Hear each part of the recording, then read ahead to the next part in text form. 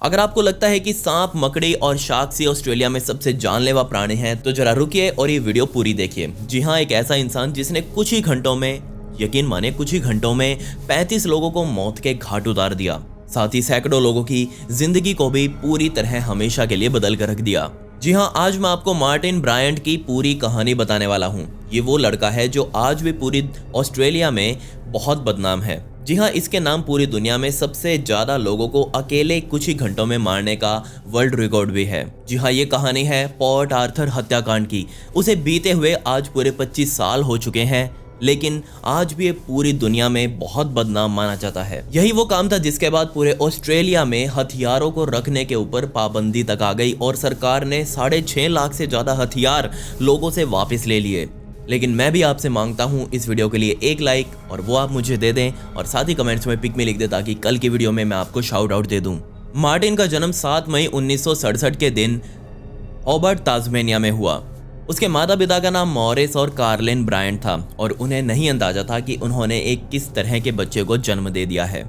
Martin को school में बहुत परेशान किया गया और इसी वजह से उसका दिमाग बहुत ज़्यादा गुस्सैल हो चुका था और अब वो ऐसे लोगों को ढूंढता जो उससे कमज़ोर हो, जिन्हें वो परेशान करके, तंग करके, उनके साथ मारपीट करके अपना बदला ले सके। लेकिन उसका व्यवहार स्कूल वालों को कुछ खास पसंद नहीं आया और सिर्फ 10 साल की उम्र में उस बच्चे को स्कूल से रस्टिकेट कर दिया गया। जिसके बाद उसके माता पिता ने अपने बच्चे को डॉक्टर्स को दिखाया और यहाँ डॉक्टर्स ने बोल दिया कि ये कोई आम बच्चा नहीं है, उसका दिमाग हर रोज़ बदलता है। उसके दिमाग में बस हमेशा यही चलता रहता है कि वो किस तरह से लोगों को परेशान कर सकता है, उनके साथ मारपीट कर सकता है। उससे कमज़ोर लोग कहाँ मिलेंगे। क्या आप इस बात पर विश्वास करेंगे कि मार्टिन के दिमाग का IQ सिर्फ और सिर्फ 66 था, जिसका मतलब ये था कि ये बंदा पूरी दुनिया में कानूनी रूप से मेंटली डिस्टर्ब था। खैर, अगले साल यानी कि सन 1978 में उसे फिर से स्कूल में एडमिशन मिल गया और यहाँ उसने अब अपनी दिमागी हालत सुधारने की सोची, पर यह कुछ ज़्यादा लंबे समय तक नहीं चला और उसने फिर से अपने से कमज़ोर बच्चों को ढूंढना शुरू कर दिया, क्योंकि यहाँ उसके नए दोस्त नहीं बन पाए और जो भी उसके पास आता वो तुरंत उसे दूर चला जाता। और जब मार्टिन की उम्र सिर्फ और सिर्फ 14 साल की थी, तब इस बच्चे के हाथ में पहला हथियार इसे मिल चुका था। जी हाँ, ये एक एयर राइफल थी जो इसके पिता ने इसे एक गिफ्ट के रूप में दी थी। और जैसे ही उसके पिता घर से काम वगैरह पर जाते, ये बच्चा सड़क पर अपनी एयर राइफल लेकर खड़ा हो जाता और आसपास जाने वाले लोगों के ऊपर फायरिंग करता। बेशक इससे निकलने वाली गोलियों से कोई इंसान मरता नहीं है, ना ही वो गंभीर रूप से घायल होता है, लेकिन हाँ, उसने छोटे मोटे जानवरों को इससे मारना जरूर शुरू कर दिया था और इसी वजह से मार्टिन का नाम अब सिली मार्टिन पड़ चुका था। उसके पड़ोसी भी अब ये बोलने लग गए थे कि इस बच्चे के अंदर किसी के लिए कोई फीलिंग्स नहीं है और इसी वजह से सन 1980 तक आते आते उसे स्कूल में एक अलग यूनिट में बैठाया जाने लगा। जी हाँ, एक ऐसी यूनिट जहाँ सिर्फ और सिर्फ पागल बच्चे ही बैठा करते थे। 1983 में उसे स्कूल से निकाल दिया गया क्योंकि उसकी हरकतें ऐसी थी कि वो स्कूल में रहने लायक नहीं था, जिसके बाद उसे सरकार द्वारा दिव्यांग पेंशन्स दी जाने लगी। और अब यहाँ तक वो समझ चुका था कि ना ही उसे पढ़ना आता है, ना ही उसे लिखना आता है, लेकिन एक काम था जो वो बहुत अच्छे से करता था और वो था पेड़ पौधे लगाने का, किसी की गार्डन की देखभाल करने का। अब रूल तो ये था कि उन माता पिता को मार्टिन को सरकार के हवाले करना था, लेकिन उन्होंने ऐसा किया नहीं और मार्टिन को अपने पास ही रखा। लेकिन अपने ऐसे दिमाग की वजह से वो किसी के साथ जुड़ नहीं पाया और आने वाले अगले 5 सालों तक वो अपने माता पिता के पास ही रहा। और फाइनली सन 1987 में जब उसकी उम्र तकरीबन 20 साल की थी और तब उसकी जिंदगी में उसका पहला कनेक्शन बना। जी हाँ, एक महिला जिसकी उम्र 54 साल की थी और उसका नाम हेलन मैरी एलिजाबेथ था। वो इस महिला से गार्डन की साफ सफाई के दौरान मिला, जिसके बाद इन दोनों के बीच दोस्ती हुई। वो इसके घर आने जाने लगा और अब ऐसा लग रहा था जैसे एक नया इंसान मिलने के बाद मार्टिन की दिमागी हालत कुछ ना कुछ सुधर गई है। इस महिला का घर बहुत बड़ा था। जी हाँ, यकीन मानिए पूरी हवेली थी और इस हवेली के अंदर 14 डॉग्स और 40 बिल्लियां मौजूद थी और इन सभी जानवरों का ध्यान भी मार्टिन ही रखता था, लेकिन फिर भी उससे सही से नहीं हो पाया। और यहीं पर आकर पड़ोसियों ने शिकायत कर दी कि इस घर से बहुत गंदी बदबू आती है और जैसे ही अधिकारी अंदर घुसे, उनको दिख गया कि अंदर के हालात बिल्कुल भी नॉर्मल नहीं हैं। हर जगह जानवरों के मल मूत्र वगैरह पड़े हुए हैं और ऐसे हालातों में कोई इंसान तो क्या, जानवर भी नहीं रह सकते। इस घर में हेलन के साथ साथ उसकी 79 साल की माता भी वहीं रहा करती थी और जैसे ही इन दोनों को अब हॉस्पिटल ले जाने की बारी आई, तो हॉस्पिटल ले जाते वक्त उसकी माता, जिसकी उम्र 79 साल की थी, उसने बीच रास्ते में ही दम तोड़ दिया। अब हेलन अकेली हो चुकी थी, तो उसने सोचा कि क्यों ना वो अब मार्टिन को परमानेंट अपने पास बुला ले और मार्टिन ने तुरंत इसके लिए हाँ कर दी। जी हाँ, वो तुरंत उसके विला पर या फिर जो भी वो हवेली थी वहाँ चला गया और यहाँ पर उसके साथ रहने लगा। और अब यहीं से इन दोनों ने मिलकर बहुत सारा पैसा उड़ाना शुरू कर दिया। पैसा कितनी तेजी से उड़ाया उसका अंदाजा आप यहीं से लगा सकते हैं कि जहाँ इस महिला के पास एक भी गाड़ी नहीं थी, वहीं एक साल में इन लोगों ने यानी कि मार्टिन और हेलन ने मिलकर 30 नई गाड़ियां खरीद ली थी। डेली शॉपिंग करना, रेस्टोरेंट्स में बाहर खाना खाना, ऐसे ही टिप वगैरह दे देना और भी ना जाने कितने फिजूल के खर्चे इन दोनों लोगों द्वारा किए गए। अब आपको लग रहा होगा कि मार्टिन की हालत तो सुधर चुकी है, वो तो बिल्कुल आम आदमी बन गया है, शॉपिंग वगैरह कर रहा है, गाड़ी वगैरह चला रहा है। लेकिन यहाँ आप गलत हैं और फिर से पब्लिक अनाउंसमेंट की गई कि मार्टिन को उसके परिवार वाले ही रखें, लेकिन यहाँ उसने नहीं मानी और वो मार्टिन हेलन के पास ही रहता रहा। सन 1991 में हेलन द्वारा एक शहर के पास ही 29 एकड़ की एक प्रॉपर्टी खरीदी गई। सोचकर देखिए 29 एकड़ की प्रॉपर्टी बहुत हो जाती है। और इसी प्रॉपर्टी में उनके द्वारा एक घर, बहुत बड़ा घर बनाया गया और ऐसा सिर्फ इसलिए किया गया ताकि मार्टिन और हेलन इस नए घर में शिफ्ट हो सकें, क्योंकि वहाँ जो पुराने घर में वो रह रहे थे वहाँ लोग आसपास इनको ताना मारने लग गए थे कि इन दोनों के रिलेशन कुछ खास अच्छे नहीं हैं और इन दोनों के बीच में अफेयर चल रहा है। लेकिन यहाँ इस नए घर में शिफ्ट होने के बाद फिर से मार्टिन रोज रात को अपनी एयर राइफल लेकर निकलता और आसपास मौजूद छोटे बड़े जानवरों के ऊपर चला कर उनको मार डालता। खैर दिन बीते और एक रोड ट्रिप के दौरान एक्सीडेंट हुआ जिसमें मार्टिन बहुत गंभीर रूप से घायल हुआ, लेकिन यहाँ पर हेलन की उस कार एक्सीडेंट में मौत हो गई। हेलन की मौत के बाद उसकी सारी जायदाद का अकेला मालिक अब मार्टिन था और यहीं से उसके हिस्से में तकरीबन $6.5 लाख की संपत्ति आई। सोचकर देखिए 1991 के $6.5 लाख आज के टाइम पर तकरीबन 7-8 मिलियन डॉलर्स के बराबर हैं। अब क्योंकि वो पागल था तो इस वजह से मार्टिन की सारी दौलत की हकदार जो थी उसकी वो माता बनी और फिर से वो अब अपने माता पिता के साथ ही रहने लगा। लेकिन 16 अगस्त 1993 के दिन मार्टिन के पिता मॉरिस की भी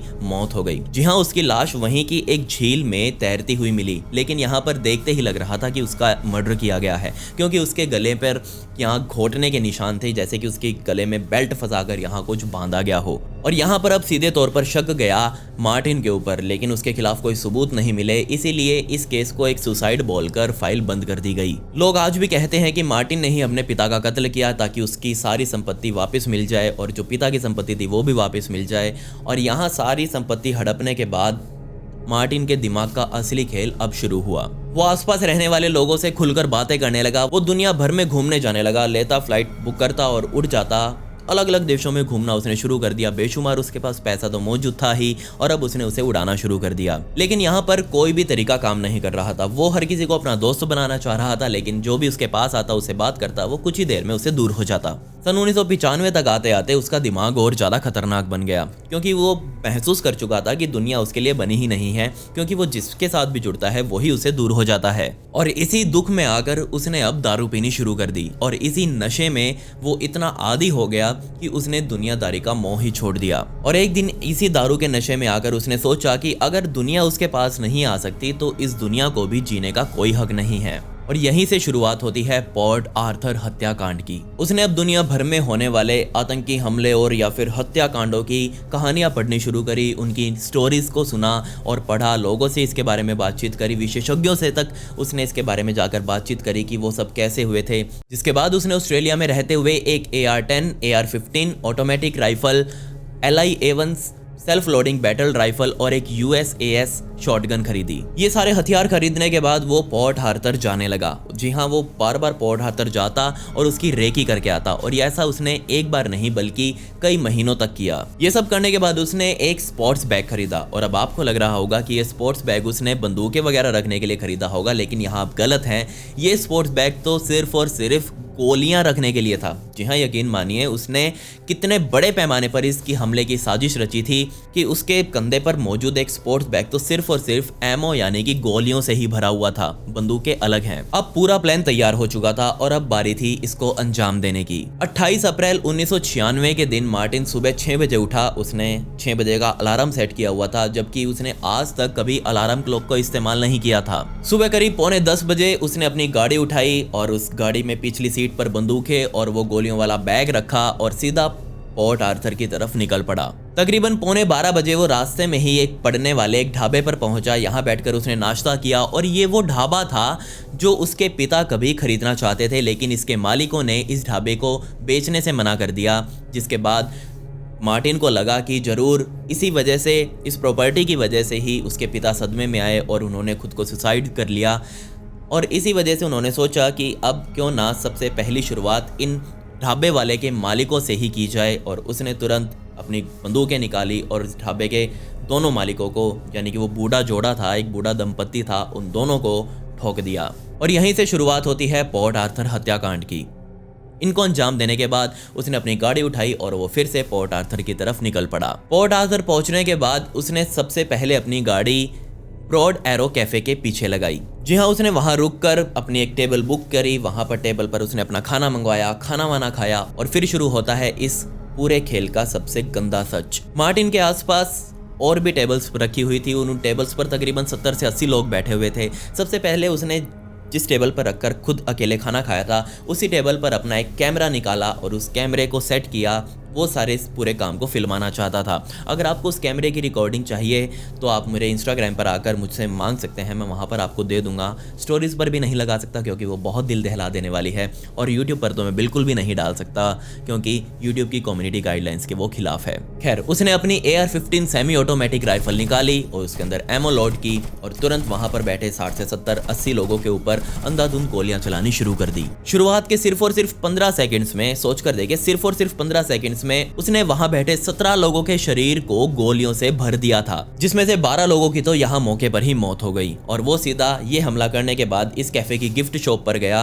वहां पर लोग इस हमले से बचने के लिए छुपे हुए थे और यहाँ पर भी उसने कुल टोटल 12 गोलियां चलाई, जिसमें 8 लोगों की तो मौके पर ही वहां मौत हो गई। बदकिस्मती से इस कैफे के बाहर वहां हाल ही में पहुंचा एक ग्रुप खड़ा था। उनको सामने गोलियां की आवाज़ चलती हुई सुनाई दे रही थी, लेकिन उनको लगा कि ये सारी गोलियों की आवाज़ एक ड्रामा का हिस्सा है, यहाँ कोई ड्रामा चल रहा है। और इस बात का अंदाज़ा मार्टिन को लग चुका था कि इनको कोई अंदाज़ा नहीं है कि यहाँ हमला हो रहा है, और उसने इस बात का पूरा फ़ायदा उठाया। वो अपनी गाड़ी तक पहुँचा, उसने अपनी बंदूक बदली, उसने अपनी सभी बंदूकों को रिलोड किया और तुरंत अपनी बंदूकें उठाकर लाया और उस ग्रुप पर अंधाधुंध गोलियां चलानी शुरू कर दी। बदकिस्मती से इस बार वाले हमले में 4 लोगों की मौके पर ही मौत हो गई और उसके बाद उसने सीधा अपनी गाड़ी उठाई और वहां से निकला। अभी वो तकरीबन 300 मीटर दूर पहुंचा ही होगा, मतलब कि वो नीचे उतर रहा था। ढलान वाली सड़क थी और जैसे वो अपनी गाड़ी नीचे लेकर जा रहा था, उसने देखा कि कोने पर एक परिवार चलता हुआ आ रहा है। इसमें मियाँ बीवी और 2 उनकी छोटी छोटी बच्चियां भी थी। उसने उनके पास ले जाकर अपनी गाड़ी रोकी और अपनी गाड़ी से बाहर निकला। इससे पहले कि